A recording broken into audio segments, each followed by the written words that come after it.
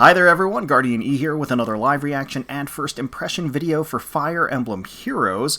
And of course we are on the tail end of Book 6. We got the last segment of the story, and here's an actual ending movie to Book 6 while we wait for Book 7 to be revealed. We have a maintenance tonight, so I think that's all going to come pretty right quick in the next week or so, or in the next couple of days. But here we do have an actual CG trailer, Princess's Pledge, saying goodbye to Book 6, and we also should be getting the reveal of the next Mythic Heroes, or Hero banner to come in just a couple of days. My money, of course, would be on Embla, and that would make a lot of sense. She may or may not be joined by Elm, so it could be a twofer. We've gotten those in the past. So that's kind of my guess at the moment, but let's go ahead. Let's watch and enjoy this this trailer, or this movie saying goodbye to Book 6. Really gorgeous backdrop, really colorful, full of life. Oh, there's Veronica in her new duds, having a little tea party. Is that Air? Oh, it's Sharena.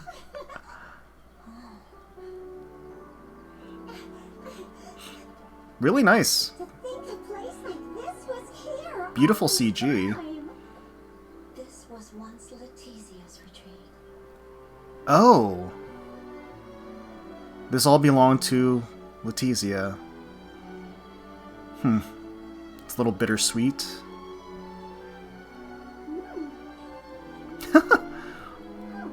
Where's everybody else? It's kind of weird.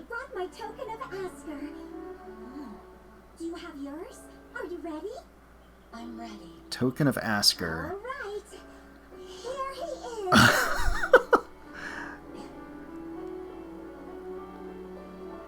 That's pretty adorable. I'm not gonna lie. That is super cute. Man, what could have been, right? The fight is over. We can have peace. That's right. Yeah. We're allies for good now.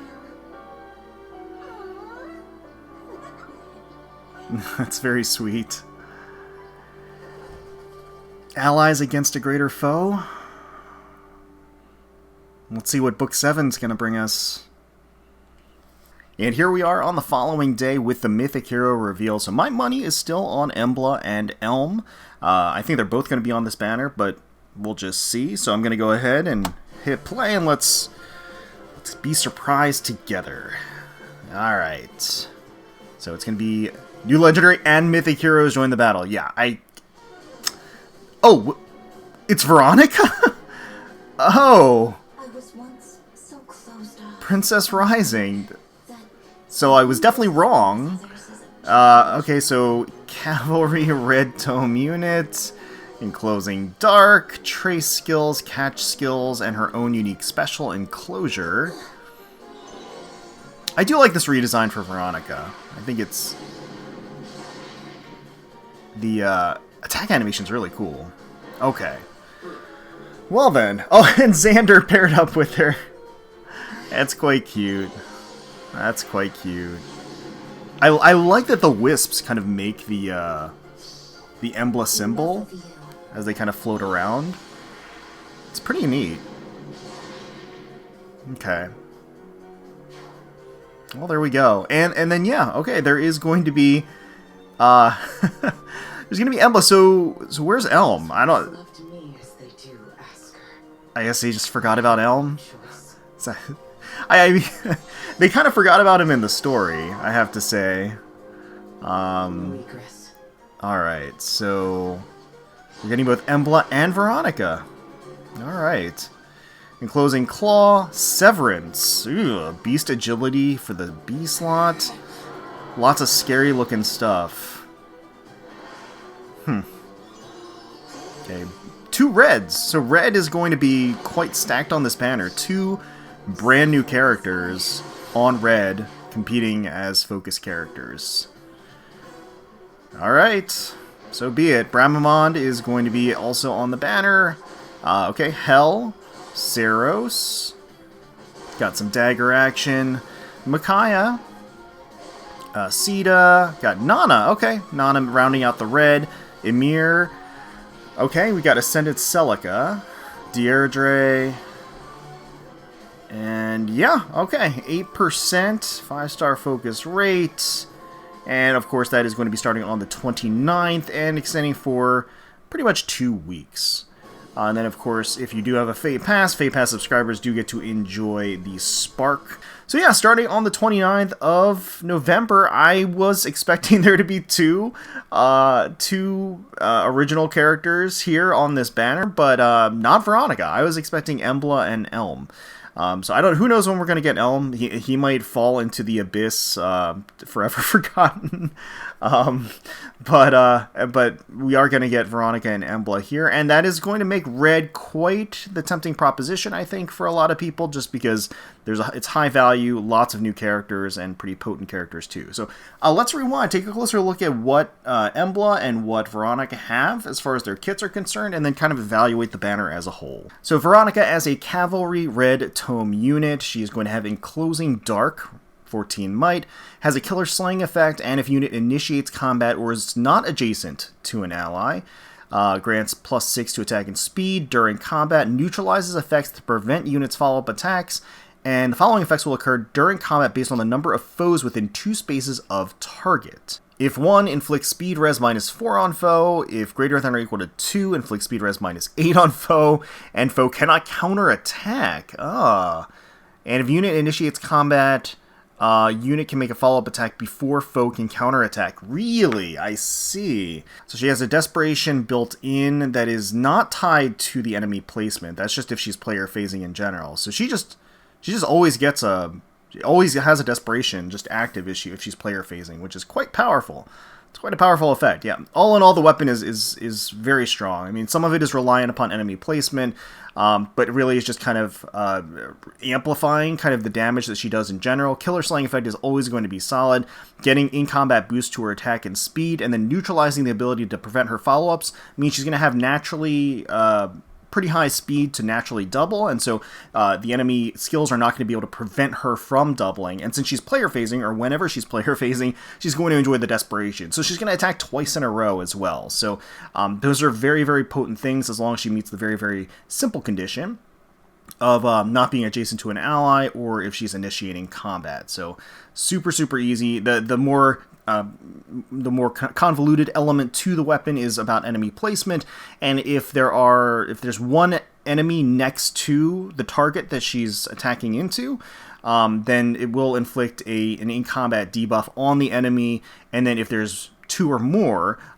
it'll have an even greater effect, and foe can't counterattack. So yeah, she's going to be a player phasing nuking monster. Enclosure for the special. So at a 2-turn cooldown, it's going to be a 1-turn cooldown because of her Enclosing Dark Killer Slaying effect.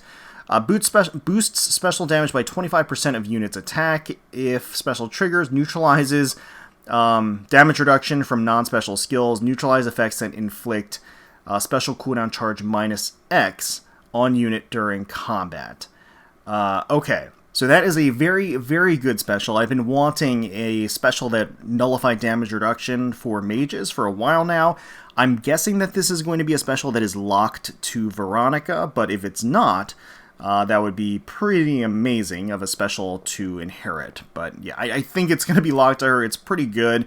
Not only do you get a nice stock of damage based on her attack stat, you're also going to get damage reduction nullification, as well as the ability to prevent the enemy from stopping you from gaining special charge. So those are all really good things. Attack speed catch 4, and then speed res far trace 3. Those are both going to be excellent, excellent choices. Attack speed catch 4, one of the best A-slot skills available for an offensive unit to amplify attack and speed.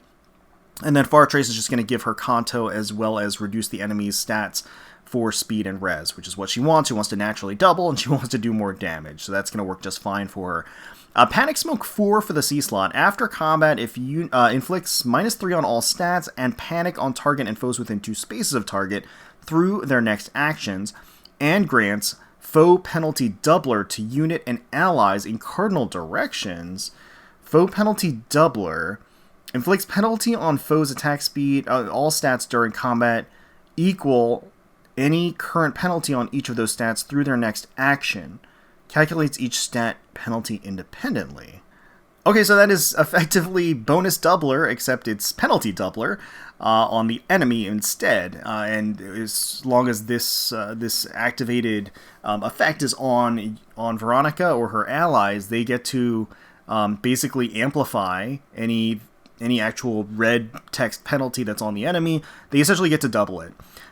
So it's obviously going to pair very, very well with the inflicting of -3 on all stats after Panic Smoke 4. But just in general, that's going to be extremely potent. Penalty Doubler is very, very strong. We have so many units out there that can inflict severe penalties on the enemy in terms of an activation, and that's going to do great wonders for them in terms of amplifying their overall effectiveness. So so Veronica is just chock full of good offensive capabilities as a ranged red cavalry mage. She's going to be able to effectively have Desperation naturally double. They can't prevent her from doubling when she's player phasing. Have a whole host of in-combat buffs. Have a whole host of in-combat debuffs on the enemy, as well as the smoke effect and panic afterwards. She will naturally proc her special if she is allowed to double, which she will in most cases, since she's going to naturally double and you can't prevent her from doubling. And she also comes with a trace skill to allow her to maneuver back as needed. And then when Enclosure procs, she also has damage reduction nullification built in, and depending on the enemy placement, the foe can't counterattack at all. But the reality is that the foe... The idea is that the foe should be dead by then.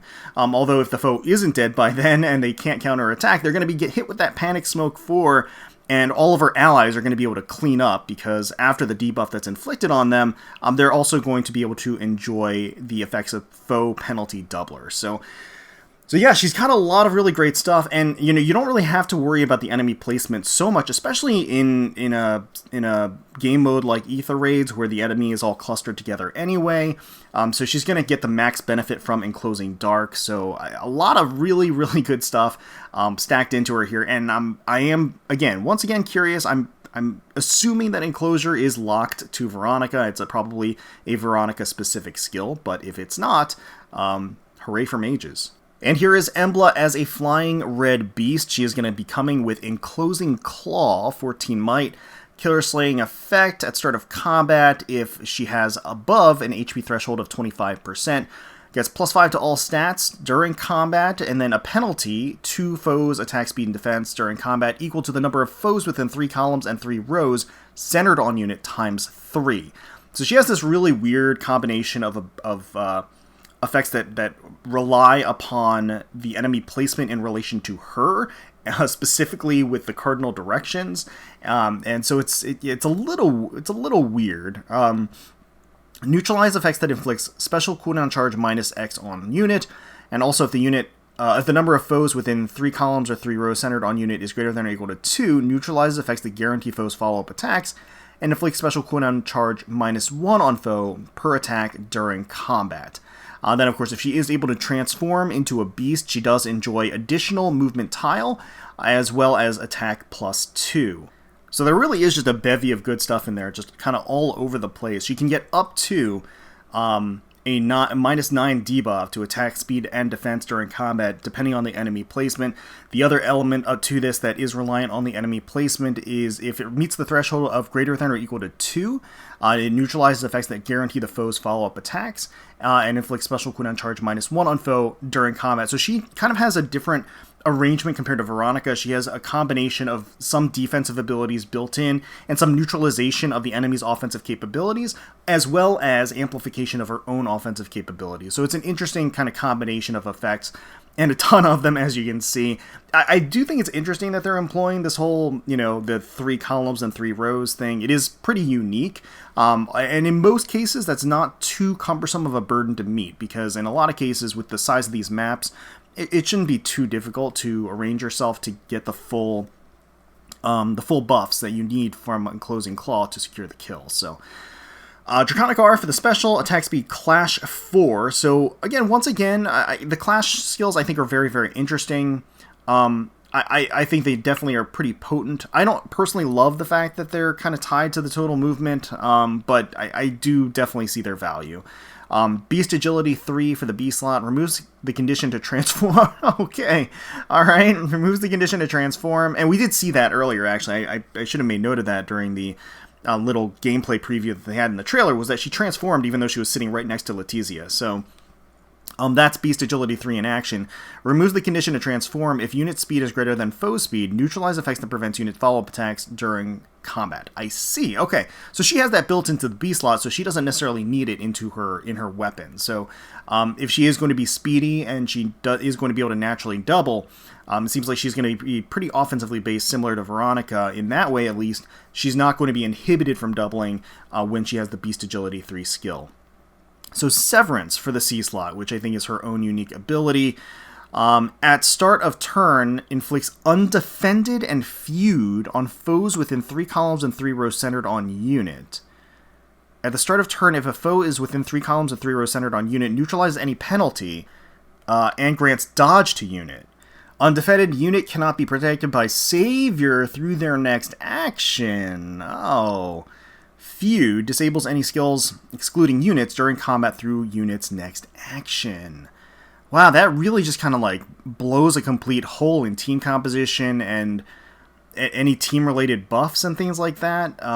Yeah, I mean, at start of turn, inflicts both of those on foes within 3 columns and 3 rows of unit. I mean, it's just like, you know, she doesn't have any condition of that. She just will always inflict that. That's actually really powerful. From a utility perspective, that shuts down so many things. I'm really happy to see finally an ability to counter save skills. I think save skills, I'm a little biased, but I personally think that save skills have been pretty cancerous since their introduction. That notwithstanding, we do have the introduction of a skill or an effect that neutralizes those, or at least counters those in some capacity, in addition to Feud as well. But that is exceedingly good. I like the fact that it's not just undefended, so it's not just kind of pigeonholed into countering save units. The Feud element to it as well is exceedingly potent. I mean, again, neutralizing any effective buffs that a foe's allies would be able to grant to them as far as in-combat buffs are concerned is really, really strong. Shuts down Emblem teams in a big way. A lot of the buffs that exist out there. So that's kind of scary, I have to say. Both of those things in tandem are quite frightening. Yeah, that's something else. And then at start of turn, if a foe is within 3 columns and 3 rows centered on unit, neutralizes penalty and grants dodge to unit. So she gets damage reduction as well as neutralization of any penalties on her, as long as she has a foe within 3 columns and 3 rows centered on the unit. Which again is a pretty large area of the map. So I think that it's going to be pretty easy to manipulate the positioning so that Embla gets the activation of Severance so that she can, neutralize her own penalties and get dodge, which is effectively damage reduction based upon the speed, right? Yeah, Severance is really good. It's really good. There's just, even if you're not going to use Embla in a big way, like just having the ability to just neutralize all of those things is a really strong effect. Enclosing Claw is good. I mean, all of her stuff is good. I'm just kind of I'm fixated on Severance just because it's something that's pretty new and pretty unique. And so she's gonna bringing that to the table is a very, very strong thing. All right, so taking a look at the banner as a whole, we have Veronica and we have Embla, and then third up on the red is going to be Nana. So all 3 of those are very, very potent units. Lots of offensive capability all built in there. Lots of damage reduction nullification as well. Lots of extended movement range, like all that annoying stuff is built into red. So red's looking quite powerful here. Colorless is going to have Bramamond as well as Micaiah and Celica. So Ascended Celica, so she is in the regular summon pool, so she is not limited in any way, but she is quite strong. And then Micaiah as well as Bramamond are in fact limited. They are legendary / mythic heroes. Yeah, Colorless is pretty strong as well. The only kind of ding being that, you can get Celica in future banners as an off focus, and even as a focus when they decide to run, especially since we just got introduced to the Ascended banners, which that's the first time we've ever gotten those was this month. We got a banner that just had Ascended heroes in it. We're probably going to get another one of those in the future that could have Celica. So yeah, just something to bear in mind. For green, we have Dagger, we have Emir, and we have Hell. So Emir, again, not limited in any way, but very, very potent and very recent unit. Dagger is also quite strong. That Pathfinder is always going to have its uses and be useful. Hell can also be very, very annoying with certain kits and certain compositions. And Emir just has a lot of, again, unique utility built into her kit and what she provides. So green is also looking quite strong as well. Definitely, I would say, on par with colorless. And then on blue, we have Saros, we have Deirdre, and we have Sita. It's a pretty stacked color as well. All limited heroes in some capacity, so technically having a little bit of an edge over colorless and green, but quite frankly, they're also kind of even-edged, and all of them, they all kind of have winners. I mean, there's not really a loser color here as far as all of them are concerned. I do think that red is a step above, just because Nana's pretty new, pretty powerful, and then obviously you have 2 brand new units on that color. The chances are very, very good of you getting and acquiring a new unit when you're pulling on red. So if you're okay with getting at least 2 of the units on a particular color, that's kind of the gold standard for whether or not it is worth sniping on that color on this banner. But overall, the banner as a whole has a lot of great stuff to look forward to. If you're missing anything here. So once again, starting on the 29th of November and extending until the 15th of December, we've got Veronica and Embla. Once again, I was half right. I knew Embla was coming. I think everybody knew Embla was coming. I was very wrong on the Veronica. I thought we were going to be getting Elm. For me personally, I'm probably going to just do my first circle, unless Veronica's special is inheritable. If Veronica's special is inheritable, I will actually go in for Veronica and potentially pity if I have to, because I think that special is way too good. So I don't think it's going to be inheritable because it is really, really good, but if it is, then I would go for her. But after Vital Astra, I mean, anything goes, right? Who knows?